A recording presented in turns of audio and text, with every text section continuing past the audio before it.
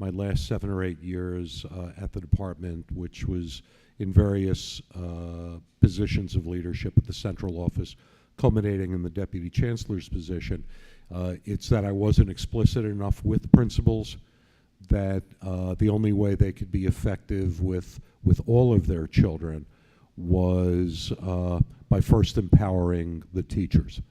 And in fact, that isn't what took place. And while I think we had the hearts and minds of most of the principals, most of the teachers in the system, one, didn't understand what was going on, and two, didn't support it.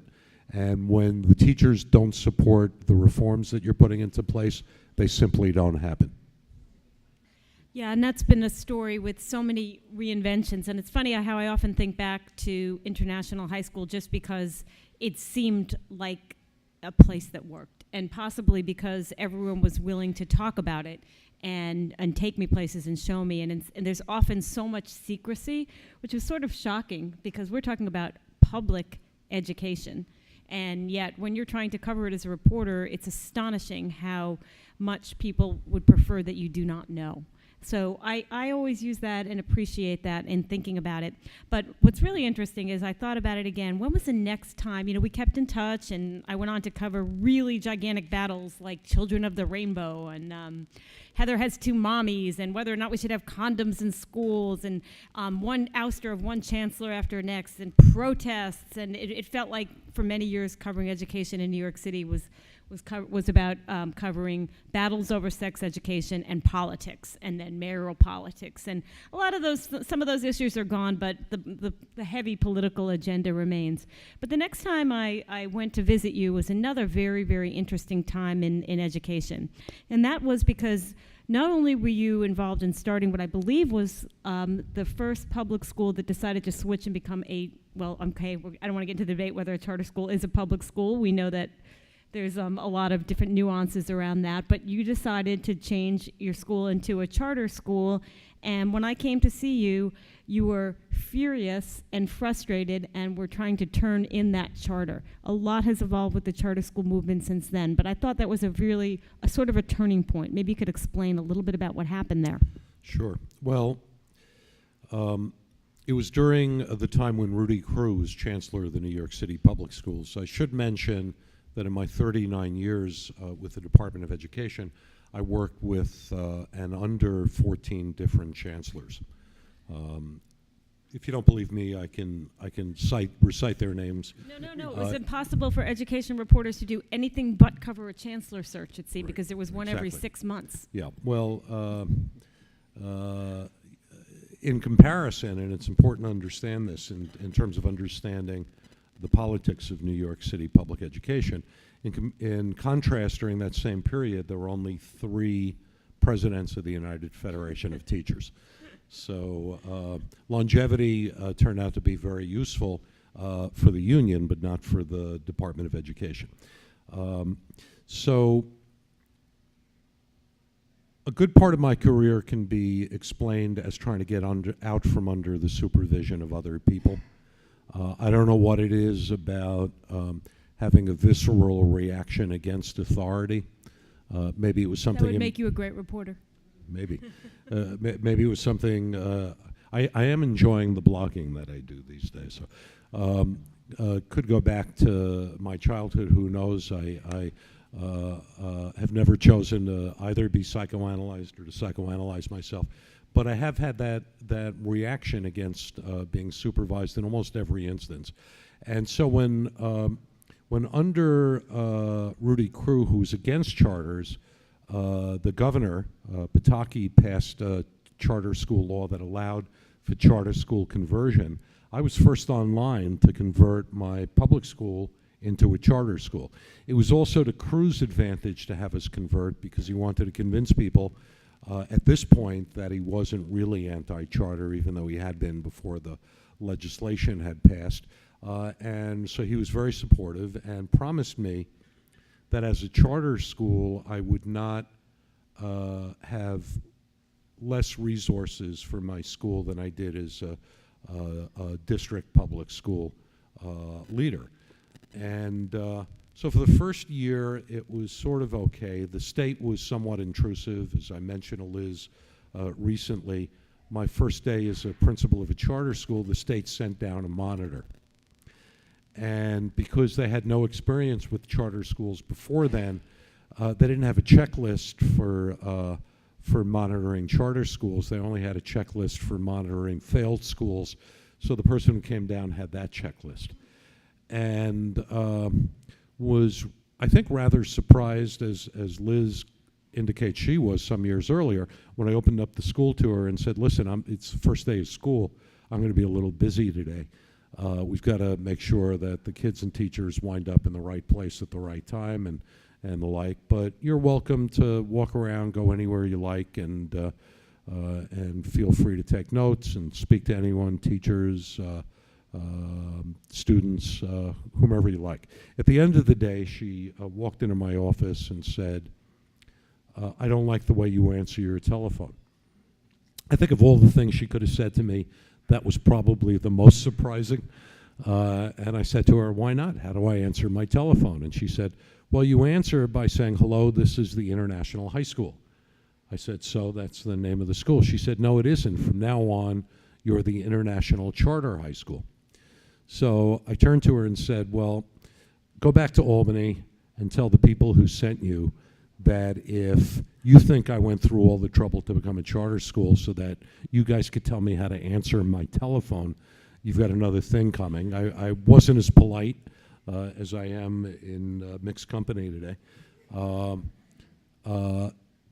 It only got worse as the year went on. The state was more and more intrusive. At one point, they took away a variance that my school had from the previous commissioner to graduate students by portfolio rather than Regents exams.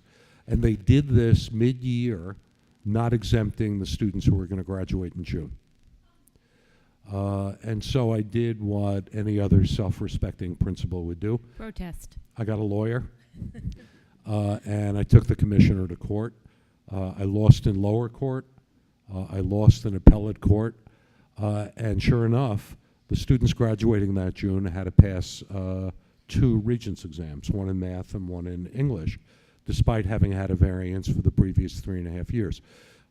We pulled out all stops and tutored round the clock, what these days is known as test prep. I guess back then it was as well. That June, with a graduating class of 90 students, 11 students failed to pass both exams. We then found some resources to offer intensive support over the summer, and I'm pleased to say all but one student was able to pass by the end of August. From there on in, by the way, the tenor of what took place at the school changed, whereas you used to hear student voices resonate everywhere you looked while class was in session. I'd walk down the hall and hear teachers' voices boom out from every classroom. So what really put me over the edge was when we got a new chancellor, a guy named Harold Levy, and I was told that the commitment that we would have the same resources as a charter school was only a 1-year commitment. You know how the Department of Ed and the old Board of Ed used to pull that on people? Change the rules simply to fit their political circumstance of the moment, and that I was going to sustain a 40% cut in the resources I had, and quickly realized I couldn't support the faculty who had supported me in going into a territory that no one had ever been in before, and that my commitment was to them and to make sure that I would make them whole. And petitioned Harold Levy to let me back as a public school, and his response to me was, sorry, bud, it's a one-way street. Fortunately, the executive director of Pensacola, a woman named Ruth Cohn, who is now the head of education for the Museum of Natural History, sent me Harold's wife to be my principal for a day. And within a week, we were admitted back into the public school fold.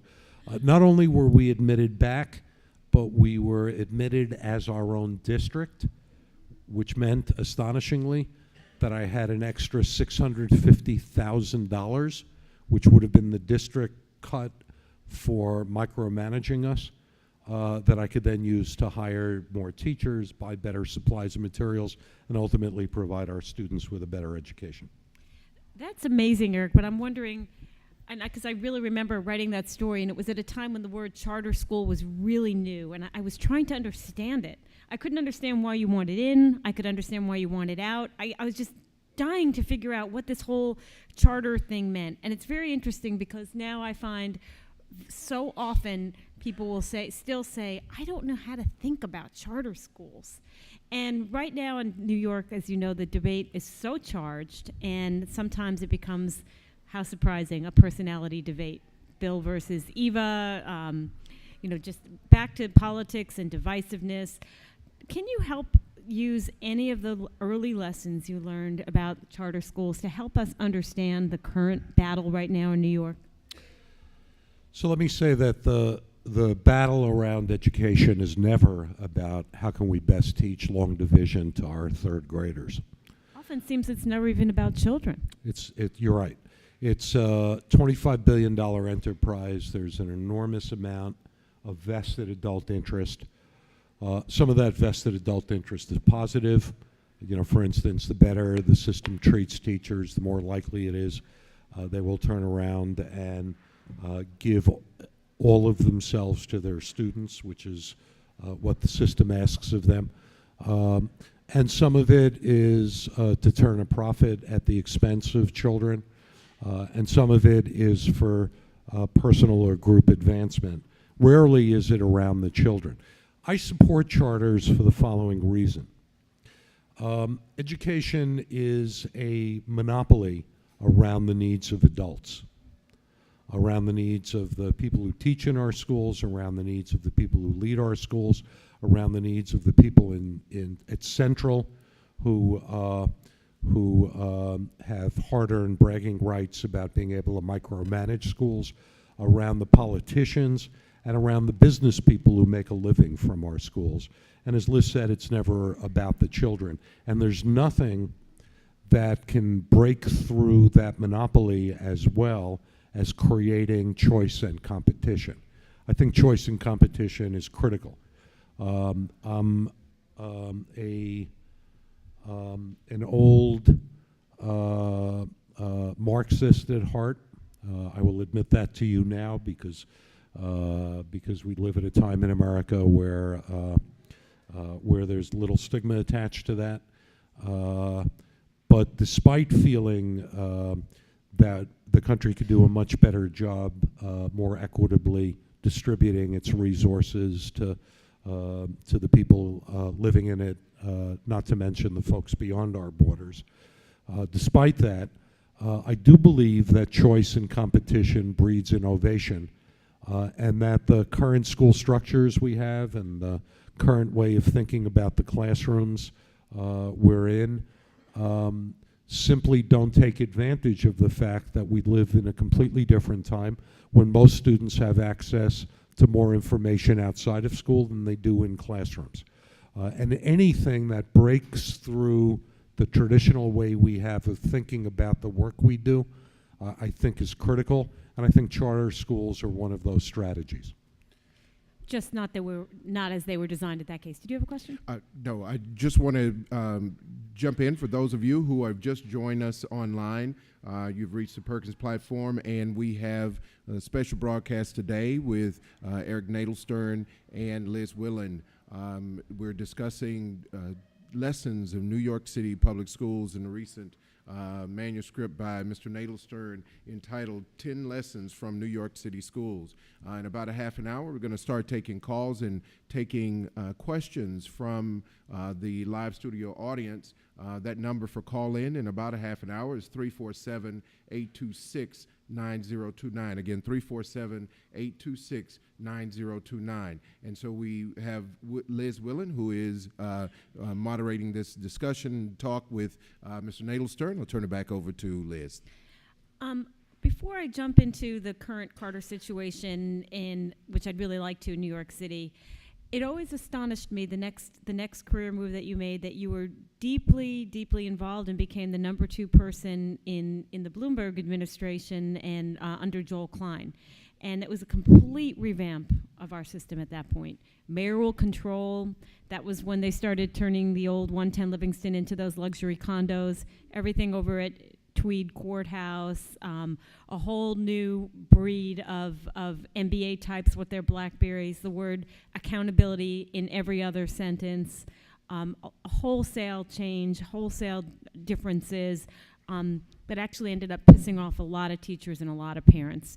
And as a journalist who used to stand for hours at not only at local school board meetings, and sometimes I remember in the Rockaways until 1 or 2 in the morning, simply so that they would honor the open meeting law and allow journalists to listen and allow the public to speak, and also the many hours I spent outside those now lovely luxury condos waiting at the public information session so that everybody could have their say and I could hear what parents had to say, what teachers had to say. There was sort of a healthy debate, part of this thing we know of known as democracy. Lots of questioning of authority, questioning of the school board. Then suddenly that disappeared under the Bloomberg era. There was no more public information sessions or places where people could speak. It seemed like the board that he appointed was pretty much a rubber stamp, and this was a mayor and a chancellor who were going to have their way. How did you fit into that? Well, it surprised me as well, Liz. Let me say that the reason I went down to Tweed in 2004 was I had spent several years as superintendent of new and small Bronx high schools, where we began phasing out large, low-performing schools where barely 30% of the children were graduating, primarily high schools, and replacing them with campus communities of new small schools. I'm a deep believer, back from my early days at International High School, in the power that small schools can have to make a difference in the lives of children. When you interview dropouts and you ask them, why did you drop out of school? The chief reason they give is because no one in the building knew who they were and they didn't even know they were gone. That's less likely in a small school where in most instances every child is known well by at least some of the adults who work in the building. So as deputy superintendent for Bronx high schools, we wound up closing 7 large low-performing high schools. In one of the schools, 900 students were held back the year before we closed it. 1,200 were in the freshman class. 900 freshmen were held back that year. 3/4 of the students they admitted. In another, only 20% of the students made it to junior year. In a third, 1,800 students had 20 or more absences by Christmas. In yet another, there were 1,700 kids enrolled, 1,200 were freshmen. So you could get into the school, you just couldn't get past 9th grade. These were factories that were destroying generation after generation of children. And this wasn't just for the prior few years. This had been going on in some instances for decades. When I was a high school student, longer ago than I care to mention, the first school with 900 students that were held back the year before we closed it was known as a bad school. And it remained so for over 40 years.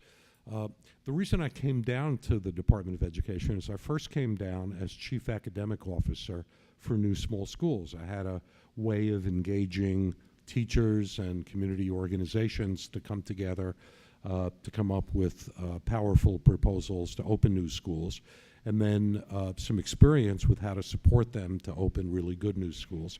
And so I started at the department as chief academic officer for new small schools. When the principals who had opened the initial schools came back to us and said, you know, you charged us with reinventing school for ourselves and our children, but you placed us under the same district regional leadership that had always existed, and every time we try to do things differently, we're given every reason in the book why we need to do it in exactly the same way as the failed schools that you closed. So I put together a proposal for the chancellor to create something called the autonomy zone. And the idea was pretty simple, really. It was schools participating weren't going to be called out during the regular school day, not the principals and not the teachers, for meetings at Central. You know how often those take place if you work in a large urban school district. When I was a principal, it felt like I was out one day a week. I know my students now, the students in our Principals Institute at Teachers College, had to miss something like 7 or 8 days of school this year because of events scheduled by Central. Our position was, while the kids are in school, you've got to be there as well in the classroom. We're going to have one meeting a month. It's going to be after school. We're not going to spend lavishly and provide dinner. In fact, we're not even going to provide coffee. Bring your own. But what we are going to do is we're going to let you set the agenda. You don't have to come, but if you want to come, it's your agenda. It's an opportunity to meet with some like-minded schools and to share some of your concerns and also learn from some of their accomplishments. And month after month, everyone showed up.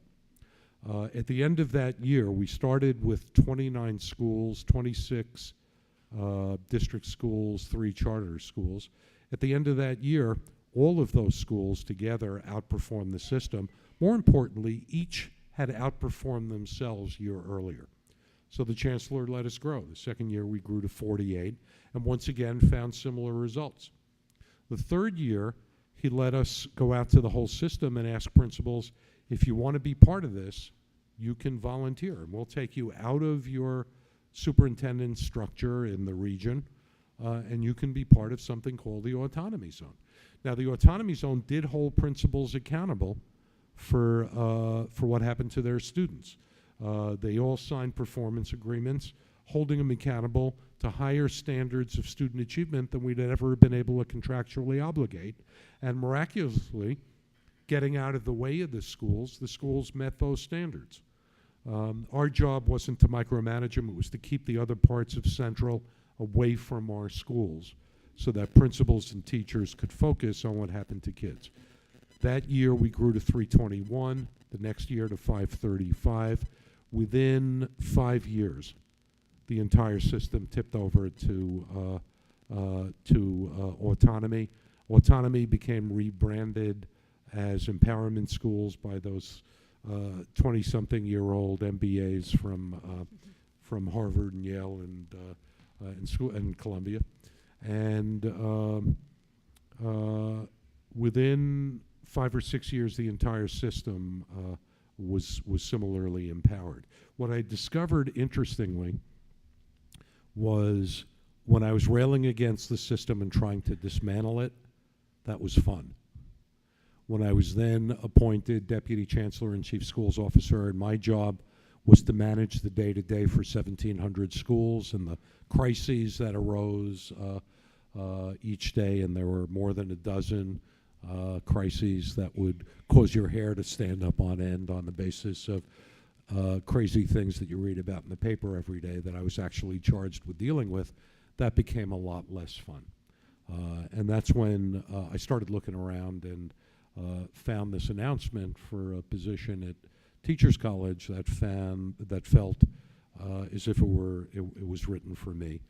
The administration changed and it was easy to leave. So what happens to all of those schools now? I'm trying to figure out where that fits with the new chancellor who spoke this morning here at Teachers College.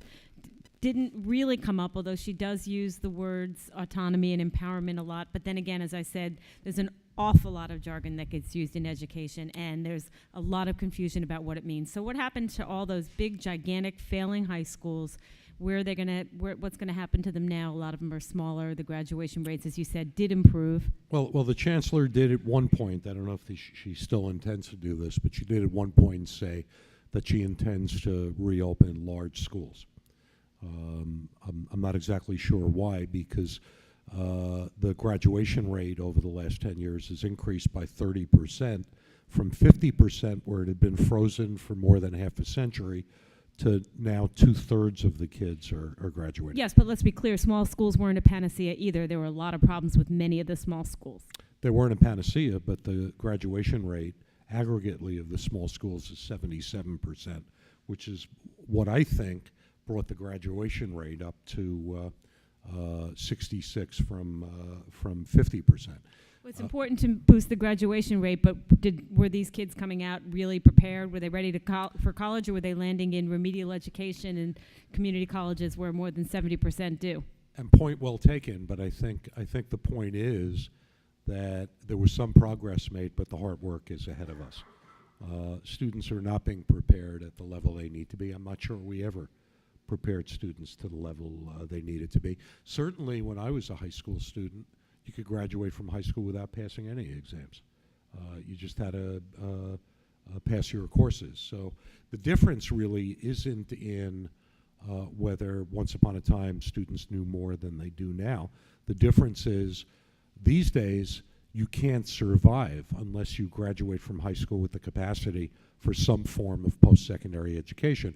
And so the bar has been raised steadily since the 1970s, and we need to do a better job than we ever have done. What troubles me now is the policies that I hear are seemingly disconnected. I can't see an overarching plan that moves us from where we are to universal high school graduation. I don't see the department reaching out to people from all over the country who represent the best minds in education and beyond to solve the most intractable public policy question of our times. How do we graduate all of our youngsters so that they can reach the highest level of their potential? I don't see that happening. Until I see that happening, I'm going to worry about the current circumstance. But I will say this. The Chancellor Farina has no stronger supporter than I am, primarily because I understand that her success means that schools and children will be successful. And so despite the fact that I see my role in part as being a critical voice outside the system, speaking to what I think might be wrong at a given point in time, I'm rooting for her because if she succeeds, we all succeed. Well, one of the things that was interesting about her appointment was her remarks when she took the job, saying that she wanted to bring back joy to the New York City public schools, which was a very joyful thing to hear, especially in a culture that's become increasingly test obsessed. But there are two ways that two things that she's going to do, one of them which she doesn't have much choice of, and that is the move to the Common Core standards, which is really changing teaching and learning, also creating a lot of headaches and a lot of anger, both in teachers and administrators. And you might have noticed that this week there were quite a few protests. Superintendents, school principals and teachers are openly discussing their dismay with the fourth grade ELA exams and with new ways of teaching. And this is a sort of a sea change. Now, nationally, there's talk about that this is an absolutely necessary way to boost those graduation rates and to make the U.S. more competitive with other countries. But there's a whole new emphasis on this that she has to deal with. How do you see that playing out? Sure.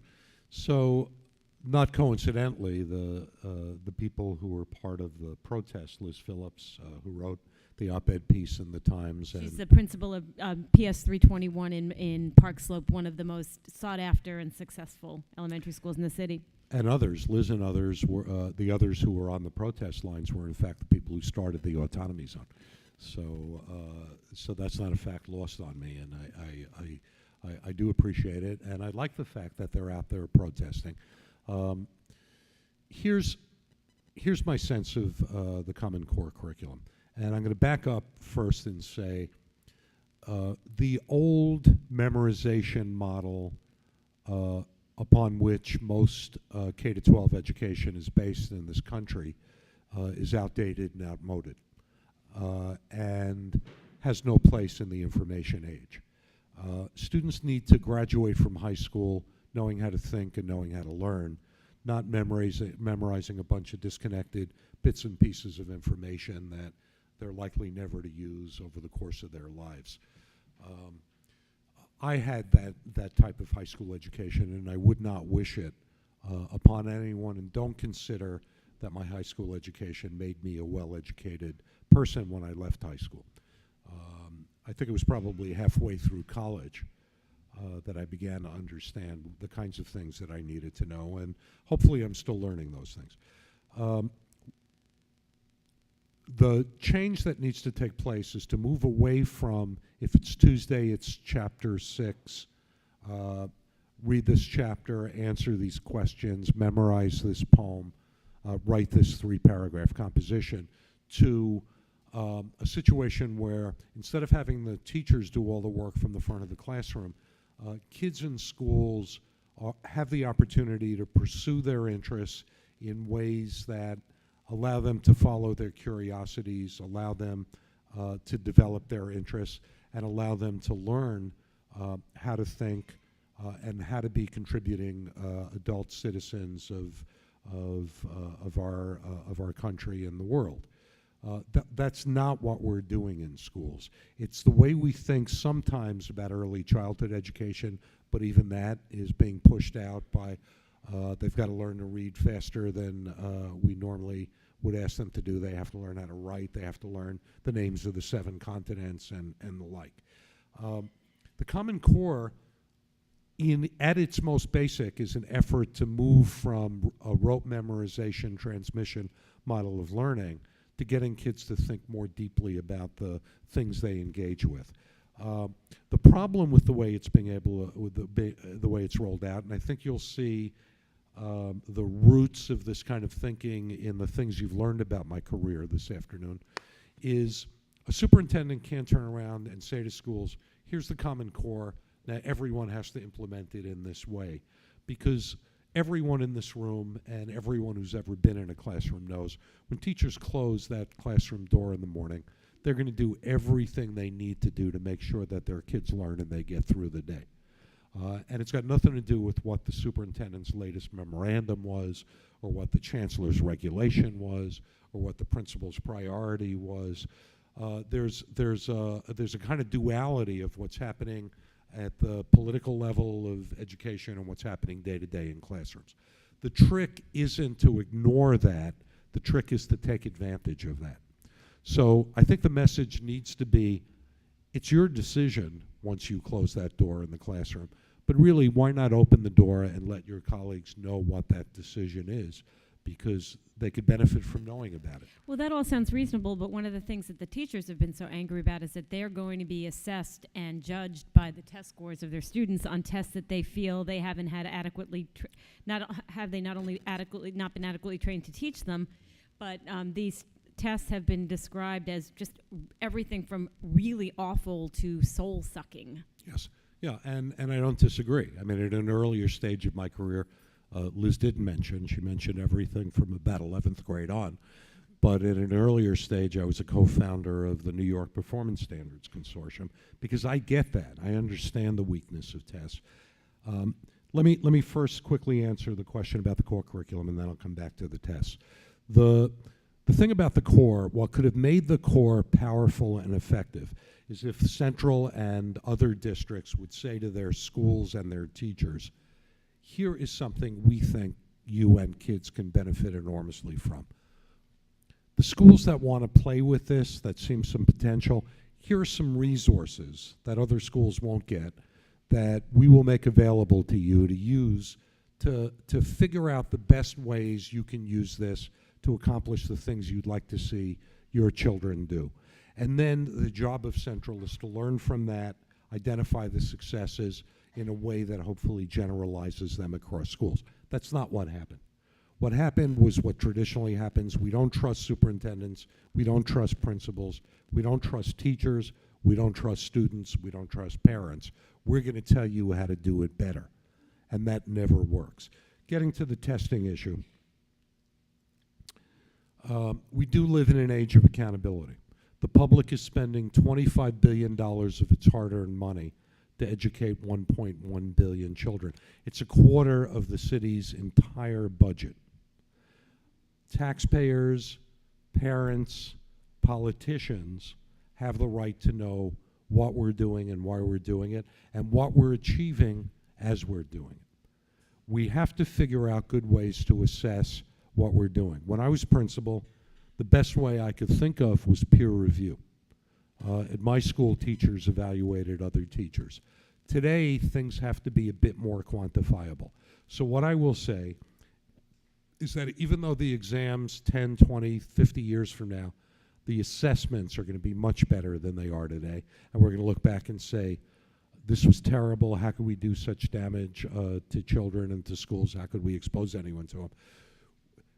We can't get away from the fact that that some form of assessment has to be used, that we need to put pressure on the test makers and others to develop the best assessments possible. We've got to allow schools to customize those assessments, and we have to evaluate each of our teachers, each of our schools, each of our principals. But those assessments can involve tests, they can involve peer review, they can involve supervisory evaluations, they can involve self-evaluations, and that when they do involve all of those, they can involve parent and kid evaluations, and when they do, and in ways that each school can begin to define for themselves with parameters emanating from central, then I think people will embrace them more, they'll work toward them, and they can be the kind of metric that allows us to grow as a result of it, rather Eric, than that feel sounds great, fearful but and that's not intimidated. happening. Talk to Pearson. I mean, how do we get those kinds of tests? I get that it's not happening. I think giving one publisher a $30 million multi-year contract is foolhardy. I think we ought to create choice and competition among the test publishers as well, and we've got to be a lot smarter and a lot more demanding. And that the demands have to come from the teachers in classrooms and the principals in schools and the parents, not from politicians at Central or beyond Central. Well, in the meantime, what a lot of parents are doing is opting out, and I think you're going to see that growing if this isn't addressed. How do you feel about that? You know, I can't criticize those people. Parents have to do what they feel is in their students' best interest.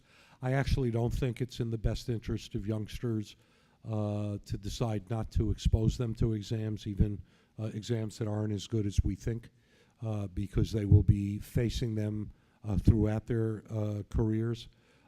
I do think at the same time they're exposed to that, those exams should not be high stakes for children. That is, take them into account, but take into account a wide set of measures.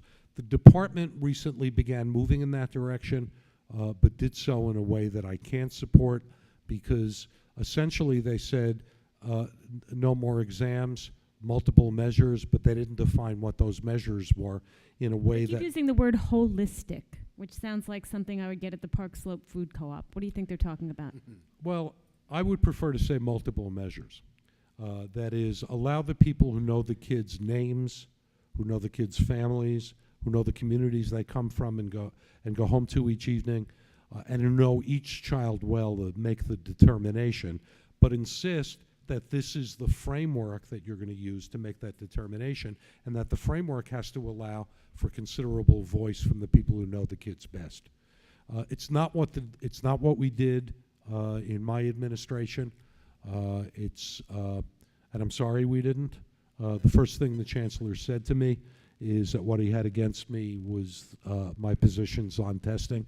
I suspect we still don't see eye to eye on testing, although I will say now that you can't hold 1,700 schools accountable for the success of children unless you use standardized tests in some way, but that the system and the politicians then have an obligation to put pressure on test makers to make the tests better, and in the meantime, make sure that they don't represent the overwhelming way in which students are evaluated, or teachers for Let's that go matter. back to your students at International High School, the ones that that ended up, most of them failing the Regents, until you put huge amounts of resources into just getting them to pass. Couldn't there have been a better way? I mean, you tried. Well, at International, students graduated by portfolio. Right. My sense of that now is there are now 30 some odd portfolio schools doing, for the most part, doing a good job of graduating by portfolio. Which means they don't have to take the Regents exams. That's right. But those schools, but the students do have to produce the best of their work that is evaluated in a rigorous way to determine whether or not they graduate. Before you could implement that in 1,700 schools, because sad to say, in many schools, the staff is not as effective or even as conscientious as they are in those 30 schools. Portfolios are a lot of work for teachers and for people who work with teachers, that until you can spread that to 1,700 schools, you need a strategy for doing that, and the portfolio schools have never developed a strategy for doing it for more than a precious few schools. I think portfolios ought to be a central part of how you evaluate students, but I also think that you need the standardized test exams at the same time. I wouldn't say that the tests ought to outweigh the portfolio. I know you want to take some other questions, but I also want to bring it back to something a little bit more basic, because you've really had this experience on many levels in New York City public schools. And this is not just a New York City school issue, but nationally. It's probably one of the biggest debates that we have here, no matter how we go about it, is how we overcome the role of poverty in schools and how we close the achievement gap. And every single chancellor will talk about this, but when you're talking about 10 lessons from New York City public schools, what have we actually learned about this? What really works? So many of these issues, so many of those schools that you talked about, those large schools in the Bronx, are filled with children who's come from homes with seemingly intractable problems. Well, I'm a lifelong Bronx resident, and even though the Bronx is beautiful this time of year, plenty of parks and trees and wonderful places that most people don't associate with that borough, there's also an enormous amount of economic deprivation. It's the poorest congressional district in the country. So I understand where you're coming from. Here's the dichotomy I see in the way people think about this. Educators, and for a long time I included myself in this position. I am still an educator, and I'm a teacher at heart, and the opportunity to be a teacher's college at this stage of my career and go back to what I love, teaching, is an opportunity I can only wish on everyone. I'm extremely fortunate in that respect. But the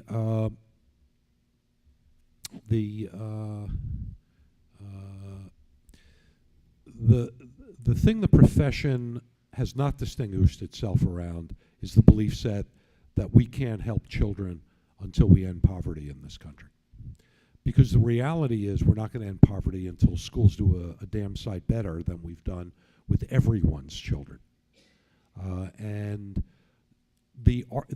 as a teacher, as a principal, as a superintendent, to say to parents, your kids are poor, and until some invisible force comes in and waves their magic wand and reduces poverty in the country, we're not going to be able to educate your children, is an unthinkable thought for educators. What we need to do is educate children regardless of the fact that many come from poor homes, that many come from places where they don't have a place to study in the afternoon, where parents are too busy trying to figure out how to put a meal on the table that evening to worry too much about how their children are doing in school. But also, it's a myth to think that poor parents don't care about how well their kids do in school. They do.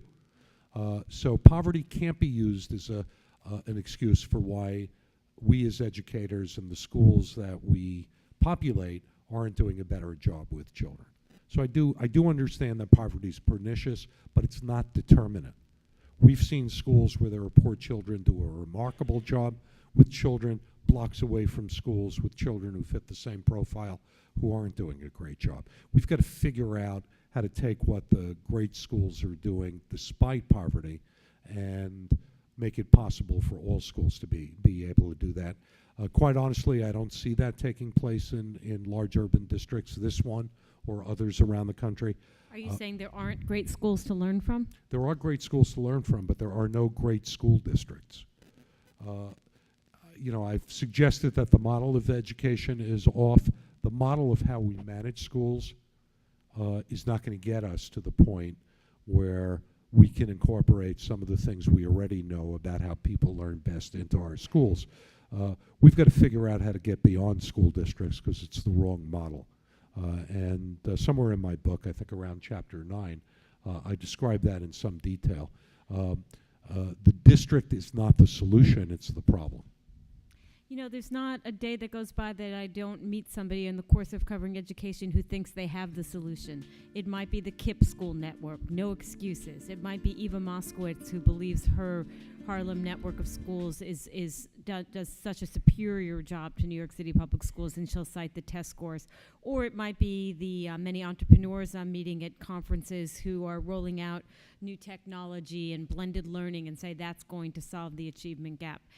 Everyone seems to have some kind of an idea of this new model that's going to work, or maybe even a new leader or a new schools chancellor. Joel Kleinfeld, for a long time, talked about how he had the answers, and it was part of your job to see if those answers were going to actually work.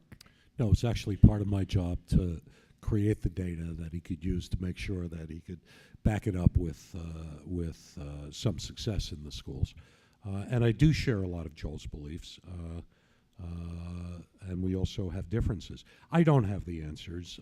I've spent my adult life taking some solace in Thurber's admonition that it's better to know some of the questions than have all the answers. I do think we know a lot about the direction things ought to move in, why we're not applying what we know, and why we're not attracting people across a variety of different disciplines to help us solve a problem as complex and as important to the well-being of our country and the world as how to best educate our children is beyond me. What would give me an enormous amount of confidence in this administration is if they set out on a national search to find people who don't have all the answers, but have something to contribute of value to trying to figure out something that no one's ever accomplished, and then demonstrate the capacity to both identify who those people are and attract them to New York City. This is the greatest city in the country and in the world. It's why I've spent my entire life here. The fact that we're not a magnet for talent at this point, but rather seem smug in our belief set that we know everything there is to know, and if we simply hire people who are currently in our schools or more to the point recently who have retired but who we can coax out of retirement, that's not going to get us to where we need to be. And what about for this next generation of young teachers? Hopefully some of them are sitting in this room right now. What kind of a difference can they make? They're up against a lot. New tests, Common Core, uncertainty in the administration, a lot of politics, co-locations, charter schools, battles over early education. Yet they're trying to figure it out. What lessons, what can they take away from this? What difference can they make? Some would have you believe that it's never been harder to be a teacher. I will tell you that it's always been challenging to be a teacher. To figure out the best way to help the students in your charge, regardless of their other life circumstances or what happened to them on the way to school or how they're feeling that particular day, to move to a place they've never been and realize their full potential is one of the most complex, challenging things to be. It's the reason I've spent a career in public education trying to understand the nature of that work, because it is so complex that it's been something that I've been able to spend over 40 years thinking about and perfecting. I'm still working on becoming a better teacher. What I will say to you is I've never regretted the decision to go into teaching. My daughter is a teacher in an international high school up in the Bronx, and I greatly admire her for the career decision she made, and love the fact that she followed this passion I have, and it's something that we can share with each other. I would encourage you to continue along this path. You've chosen one of the most challenging assignments that you could possibly have selected, but you've also chosen one of the most rewarding. There's not a night's sleep that I lose because I wonder whether what I've devoted my life to has had any meaning. People I've worked with through the years come up to me, my students, on a regular basis and tell me how important it was. And I'm extremely proud of that, and of you for agreeing to take on this challenge. So thank you. Thank you, Eric, and thank you also, Liz. For those of you who have just joined us, you've tuned into the Perkins Platform. We're doing a special broadcast today from the campus of Teachers College, Columbia University, and we're live at Millbank Chapel here on the corner of 120th and Broadway. We're going to open it up for questions. At this point, we have a number of people who have called in, and so Eric, the dashboard here has lit up with some of our callers. So we're going to balance this. We're going to take individuals here, and we're going to just go back and forth between our call-in and our live audience here. So I'm going to start and ask. We have microphones posted throughout the room. Ask that if you can line up with your questions. We have a caller that's been waiting for a while. I'm going to take this first call. It's a caller from Denver, Colorado, it looks like. We're going to see if we can get him on here. Caller? Hi. Yeah, good afternoon. This question is for Mr. Nadelstern. So a few minutes ago, you mentioned your new book about lessons learned. And I wanted to ask, with the many lessons you've learned over decades of experience, how did you choose from those lessons and weigh and determine the 10 that really, had the most weight and were the most valuable to those engaging in this really challenging work of improving schools? How did you choose what was going to go into that book? Well, I'd like to say that when I sat down to write lessons learned, I had hundreds of lessons, but I guess I'm a slow learner. I came up with 10, and that became both the title and the substance of the book. And the more I delved into those 10, the more convinced I was that those were the 10 important lessons that I wanted to share with others. Okay, and we have someone who is standing here in the audience. Hi, I'm Paula Rosen. I'm a graduate of the doctoral program here at TC, very proud of that. And I want to just thank all three of you for a very compelling program. My question is this: the pendulum usually swings in education as well as other arenas. And we have steered away from vocational schools for quite some time now. And yet, Aviation High School in Queens trains students to service and do things in the aeronautical industry. When they graduate from high school, no college, they earn about $75,000 a year. Now, that answers a couple of things. One is, do you have to go to college? The answer is not necessarily. The other is, what careers are available for people to go into? And that's a very, very cogent point now. So I just wanted to address this both to Eric and to Liz. What should we do about vocational education? Should we let the pendulum swing back? I'm going to let Eric tackle that one because as a journalist, I've been covering a lot of these issues, but I'm very careful not to share my opinions on these. I'm just trying to look at both sides of the story, and I'm sure Eric has some thoughts. So, first of all, I want to point out that the questioner, Paula Rosen, is also the publisher of Education Update, which is a terrific publication that you might want to look into if you're not familiar with it. And thank you for that question, Paula. I know Aviation High School. My school was located a few blocks from it, and I know the good work there, and for many years was aware of the work of the principals there, and appreciate what they've done. Public education has, in recent years, not done a good job with vocational training, which we now call career technical education, really for two reasons. The first is those kinds of careers are changing so quickly that it's actually hard to train students for jobs that might not exist just a few years out, but primarily because it costs so much to remain current and up to date in those industries. I remember a crazy conversation at one of Joel's cabinet meetings where we were talking about closing a high school in Brooklyn, and one of the folks around the table in the cabinet said, "We can't close that high school.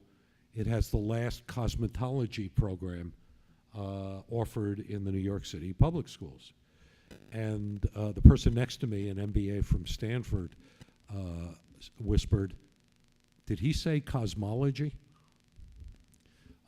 So, you know, we still have schools that are training students to be beauticians and to do nails when we really ought to be training them for things like the aeronautics industry, the space industry, the computer industry, and you know, even refrigeration and computer-assisted drafting, and how to make eyeglasses, because I noticed that at least a third of the people in the room are wearing eyeglasses, and I suspect some of the rest of us are wearing contact lenses. So, you know, that industry is not going to, but schools really have not had the resources necessary to gear up to be able to do that in any serious and effective way over a prolonged period of time, which is part of the reason those schools went to the wayside. Okay, we have someone who's been waiting from Los Angeles. Caller? Yes, this is Dr. Paul Green from the University of California, Riverside. Thank you, Dr. Nadelstern, and thank you, Ms. Willen. And let me also say thank you, Dr. Perkins, for this wonderful show and this particular program. The state of California, in many ways, has some interesting connections in terms of what New York is dealing with, but yet unique connections, because we are experiencing some tremendous shifts in terms of our lower schools as well as higher education. So with that, my question for you, Dr. Nadelstern, is what roles have growing racial segregation and economic inequality played in impeding or advancing educational reform and educational opportunity for youth and children from racial and ethnic communities in New York? Again, because there are some differences, but certainly some connections here. And I'm asking this because Diane Ravitch, and I'm sure you're familiar with her recent work of Reign of Error, notes that our urban schools are in trouble because of concentrated poverty and racial segregation, which make for a toxic mix. And public schooling in itself, she emphasizes, is in a crisis only so far as society is, and only so far as this new narrative of crisis has destabilized it. So no one in education can ever move too far away from the issues of race and poverty. They're issues that that underlie the interaction of all of us in the community, and certainly schools are no exception. What I will tell you, I'll give you good news and then I'll give you bad news.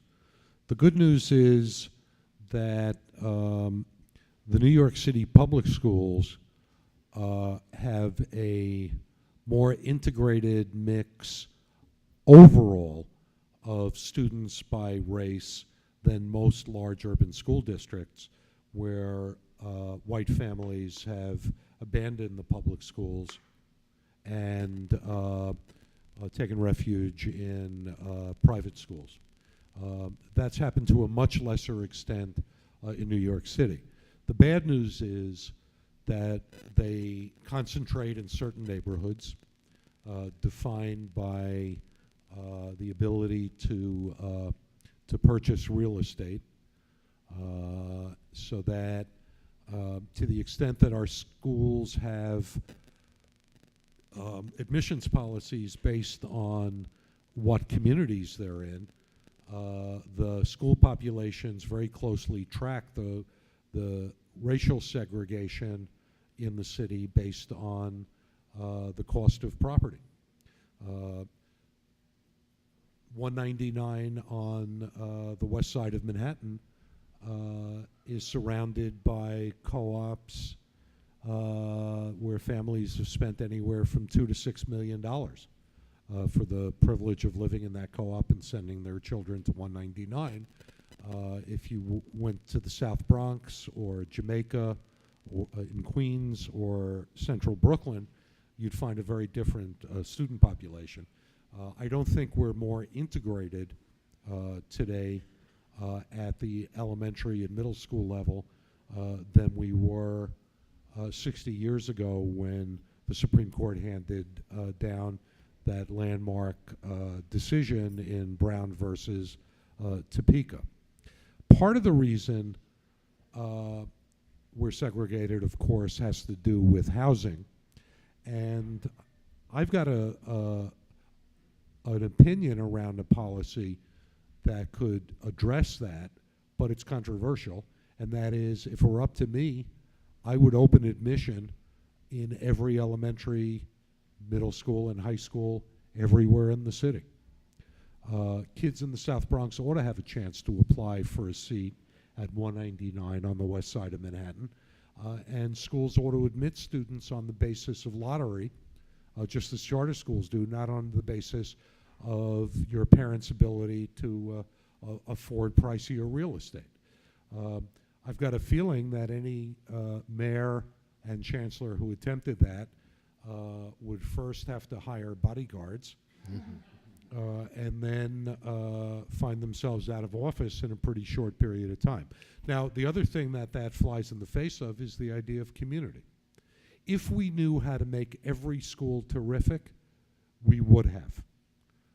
And so it has to be one school at a time. But in the meantime, we don't want to sentence generations of students to have to go to the local school down the block if it's a failed school.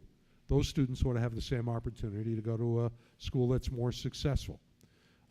It's even more pernicious than that. If we had time, I'd go on to explain how the rules governing union contracts and governing district policy have set up a situation where we're underfunding. Even today, continue to underfund schools in our poorest neighborhoods by $2,000 a kid as compared to schools in middle-class neighborhoods. Looks like we have a question right here. Hi, how are you? First of all, Mr. Nadelstern and Ms. Willen, thank you for the very enriching conversation. I'm an undergrad in the ESL TESOL program in Queens College. I'm actually involved in an international middle school / high school, East-West School of International Studies in Queens. And I've had the privilege of dealing with students from many different cultures and backgrounds. I guess my question to you is, yes, as future educators, we've been exposed to the Common Core, the Danielson rubric. There's so many systems out there, and there's so much controversy surrounding these systems. And then with the students coming in, especially our ELLs, they're coming in. They're coming from an environment that already they have the burden of carrying those issues. But on top of that, when they come into our system, they also unknowingly have exposure to a lot of this pressure with testing and standards. So as current and future educators, not only in the ESL field, but in other content areas, what advice would you have for us to be sort of a buffer so that the students aren't overburdened by these sort of situations or factors? It's an excellent question. I appreciate it. Thank you. A few months ago, I was fortunate enough to be on a cruise ship in the Caribbean because my wife, Paula, who's here today, is a famous quilt artist who occasionally works cruise ships so that the two of us can see the world together. I forget where I was, lounging on a deck chair or in the casino, I can't remember. And I got an email from the principal of your school, Ben Sherman, who said, I'd love you to come out to East West to see what we've done with the autonomy you pioneered for us.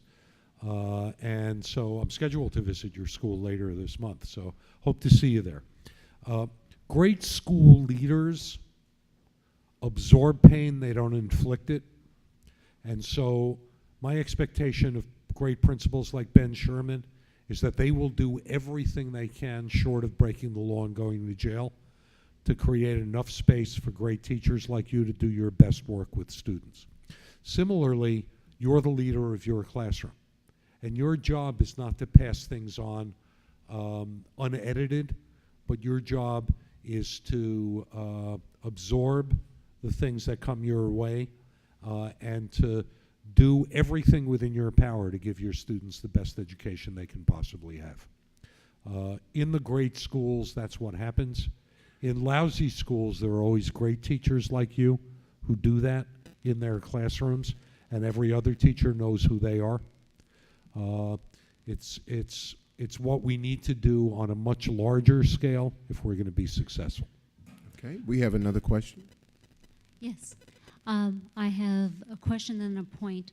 I am an MED from Columbia, also at the business school here at Columbia, graduate. And my question is, why, if we keep pushing that these kids are going to go to college, or they should go to college, we don't provide the guidance counselors that are experts in this, who have set methodologies for introducing the students to this concept starting in the 9th grade. I cannot tell you how many students I have who come to me with total misconceptions, lack of information, and other serious knowledge gaps that literally prevent them from applying to colleges or doom them to applying to schools which cannot and will not give them the education they want. And going back to the question that Paula brought up earlier about the vocations, I have a lot of kids who are not in any way, shape, or form ever going to go to a 4-year college.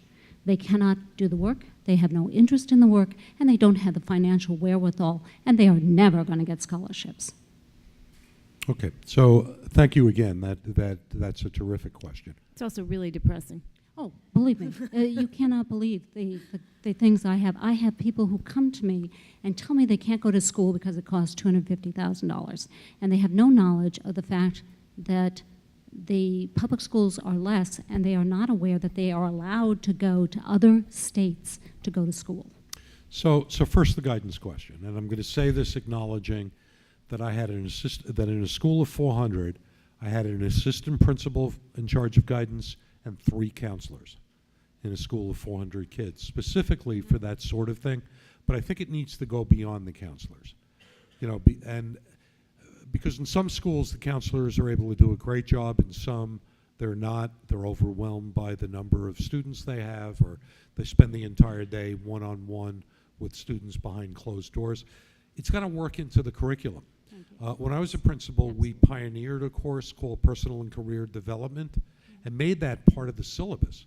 Students had to learn how to apply to college and how to think about it, and what was possible and what was not possible. And we started that in the 9th grade when they came into the school, not in the 11th or 12th grade when they were leaving us. I agree with you, it's critical. I want to also mention, I'm very careful in the way I describe what I expect students to do after high school. I talk about some form of post-secondary education. For many students, it'll be a 4-year college. For many students, it'll be a 2-year college. For many students, it'll be a career training program. I don't want to limit what that training looks like, but I will say simply graduating from high school is insufficient. You need more formal training in order to succeed in this country in the 21st century. I just want to add that the guidance counselor issue is a crisis nationally as well. We've done a lot of stories on this. The ratio in a lot of places is 1,000 to 1. California has a particularly large crisis with this, but it is definitely something I have encountered as a New York City public school parent as well.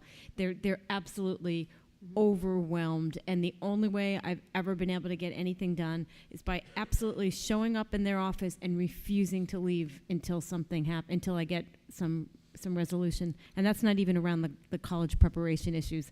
That's just might be simply about being placed in the wrong class or having a completely messed up schedule. Lest we believe this is a new issue. Oh. When I was a high school student, I never once saw a guidance counselor. My folks gave me $20 to apply to NYU, and I pocketed the money and went to City College, like everyone else in my neighborhood. Nothing to complain about. Got a decent education, and it was free, which is more than I can say for most of us today. But even back then, counseling was not what it should have been. Right, I agree, and I just want to add, and I have another question based on this, if there's nobody else waiting. The thing that bothers me is that we private guidance counselors are vilified in the popular press, the retail press, and not given much more credit in the educational press either.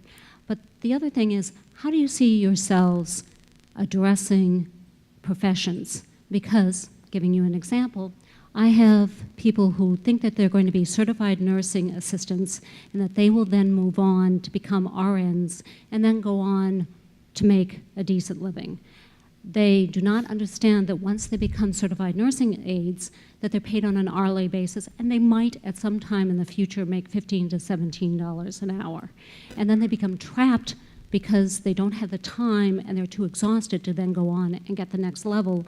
And the nursing homes, for instance, or the places they work won't bring it in. So my point is they don't know what to do or how I'm to going to get rely on the previous answer, and that is a course in personal and career development, internships that allow students to go out and actually work in areas that they may want to pursue. And where some of my students, we had such a program, some of my students would tell me, the important thing about what I learned is I don't want to be a nurse, or I don't want to be a doctor, or I don't want to, the negative is as important as finding the things you do want to do. But it's critical to build those things into the curriculum, and we haven't done it well enough at the high school level. Looks like we have a question over here. Yes, I'm alumni of this institution. Can you speak into the mic, Oh, if possible? Thank you. I'm so short, I don't know if I can get it right. I am a graduate of this institution, the Teachers College at Columbia, and I'm now retired, but I worked for many years in special ed. And one of the biggest problems that we had was just absolutely no parent involvement whatsoever in every case. For instance, when we would have teacher parent conferences, out of 90 children, 6 parents would show up. And I'm just wondering if anything is being done about reaching out to communities, especially in communities where there's not very much help on the part of the parents for their children to get them involved more with helping to educate their children at home. Were you a high school special ed teacher? I was teaching kindergarten through 9th. I'm a music teacher.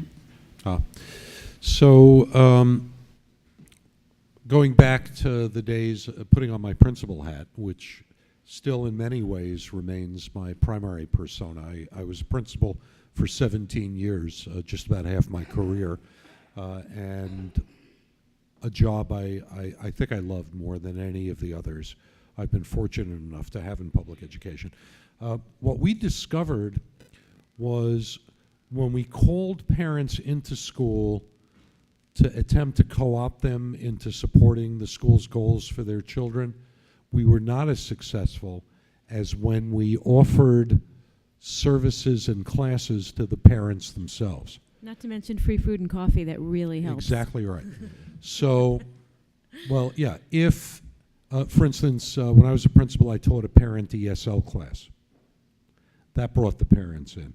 We had computer workshops. That brought parents in. We had immigration counseling because of the nature of our population. That brought parents in. And as Liz points out, if you serve dinner, you get even more parents. So the community school models have been trying to address that all over the country with some success. It's another one of the models. of course, the reason I asked you whether you taught high school is the older the student gets, the more the student works overtime to separate the school from their families.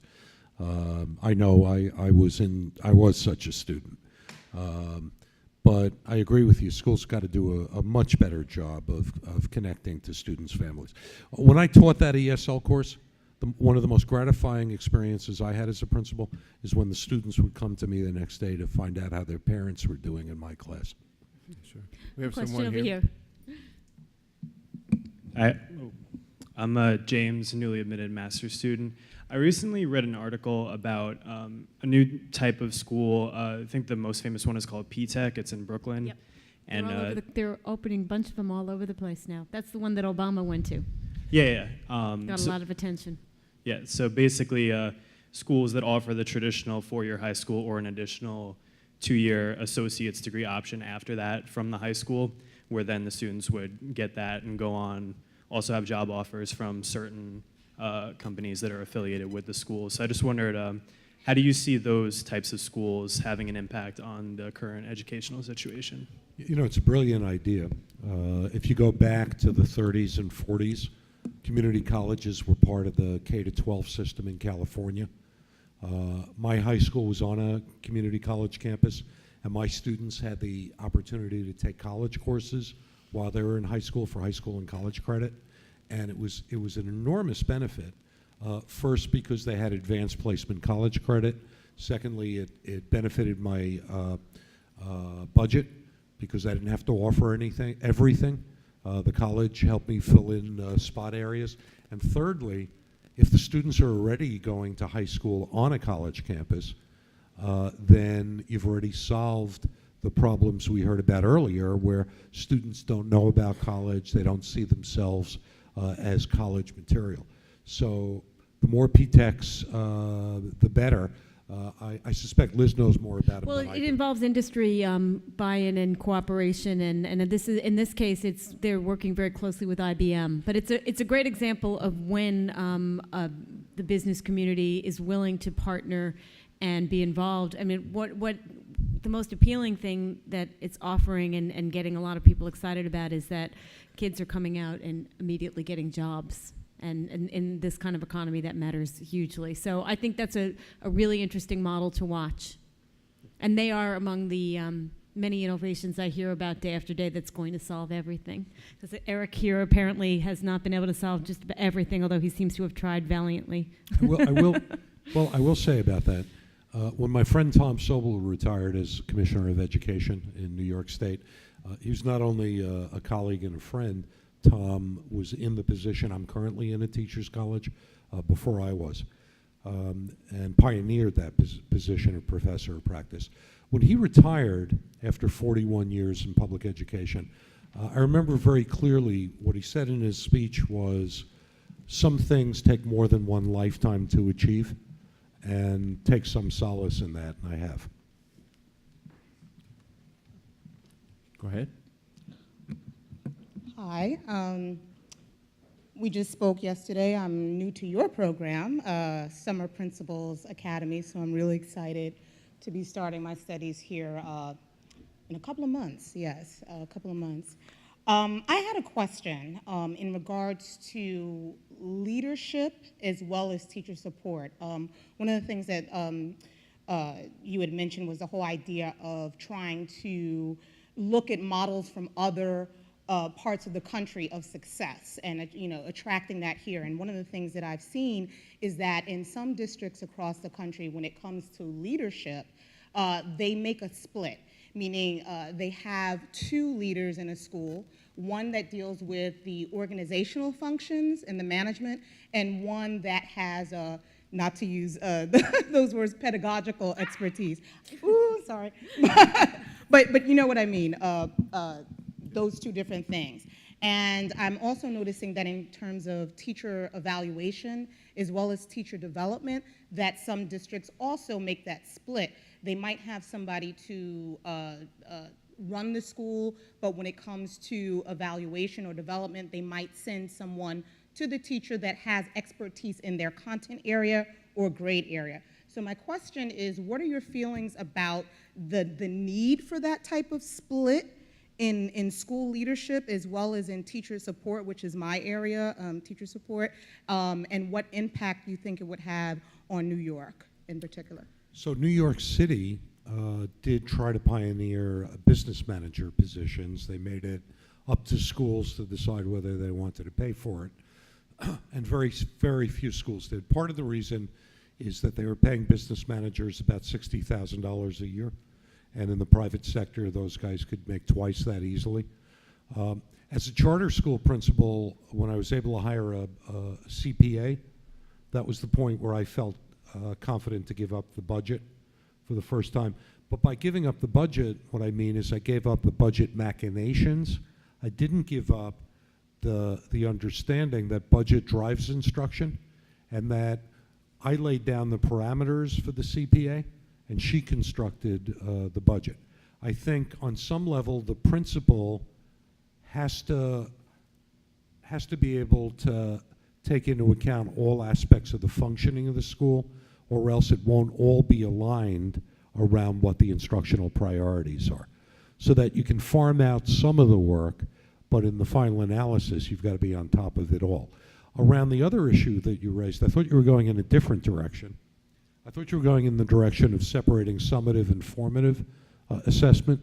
I've been in situations where some schools or school systems have people who don't evaluate the teachers providing day-to-day formative assessment, meaning non-threatening, non-evaluatory feedback, and then others who come in and evaluate the situation. And quite honestly, I'm mixed. I can see it both ways. I see the advantages and the disadvantages of both systems. Okay, thank you. Yes. Hello.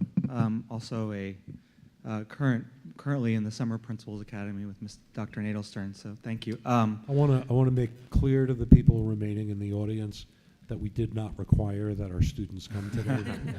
Especially on a day like this, right? So my questions are related to the what both Ms. Willen and Dr. Nadelstern referred to with the chancellorship and the. I think we had well, our previous mayor, we found a creative way of getting a third term, but we're basically in a system here where there's going to be turnover. You mentioned, I don't know how many chancellors. 14, right? 14 chancellors. 14. Right.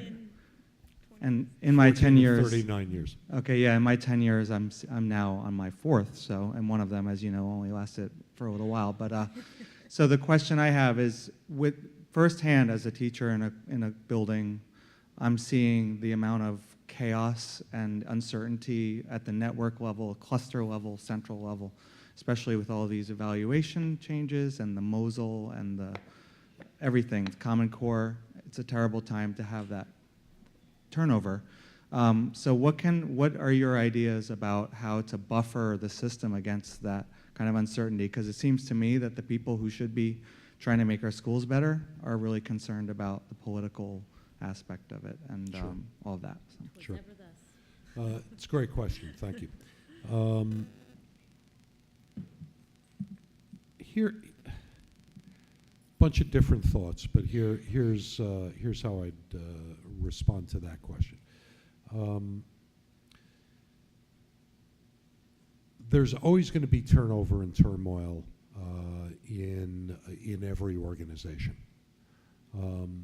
I think it's up to the people in the schools and leadership positions in the schools to even out those waves in terms of the ripples that will invariably come down to the school. It used to be through the fax machine, now it's in email form, so that if the principal gets an email saying, you know, we're now doing X, Y, Z, you don't immediately call a faculty meeting and generate the anxiety that you're feeling, but you figure out a way that your school can deal with the anxiety and still not disrupt the important things that teachers are doing in classrooms. There's no more important lesson to principals than your teachers are your class, and your job is to create the space for them to do the best work, regardless of what's happening up here. Things will always happen up here. It happened when there was a Board of Education, and there were 7 lay individuals who were acting out their fantasies on the Department of Education on a daily basis, and there'd be crazy directives from Central, and it's happening in an era of mayoral control. It will never not happen. And because education affects every family and every voter, we're never going to have a politically free system where the politicians don't get involved in what happens in schools, and where the people in the schools at some level don't have to be politicians. Yes. Hi. Thank you for such a wonderful, insightful session. My name is Charles Ogundimu. I'm a doctoral student here. I'm finishing up in March. I've already finished. Anyway, my question is around the absence teacher reserve. And I was wondering whether you were, I'm not really sure whether you were in the, at Tweed when the decision was made to turn teachers into these absence teacher reserve pool. What was the rationale behind it? That's my first question. My second question surrounds the cost. Did anyone ever look at the cost-benefit analysis Sure. surrounding this? Just one more question. Sorry. In terms of school closure, I understand closing non-performing schools, but I don't know whether this was carefully thought through in terms of the sheer magnitude and size of the numbers of schools that were closed and how the families that are involved in those schools are supposed to transition into other areas. Thank you. Well, thanks. Thanks again for both the comment and the question. Yes, there was thought given. For that reason, we phased out the existing schools. We didn't simply close them. The schools had the opportunity to graduate the students who were currently there. We just didn't send them any new ones. So it wasn't as if all of a sudden a student didn't have a school. The thinking around what the effects would be on the surrounding schools was less thoughtful than it needed to be. It needed to be more thorough and scientific, and we didn't do very much of that. And so there were unintended consequences. But I will say this.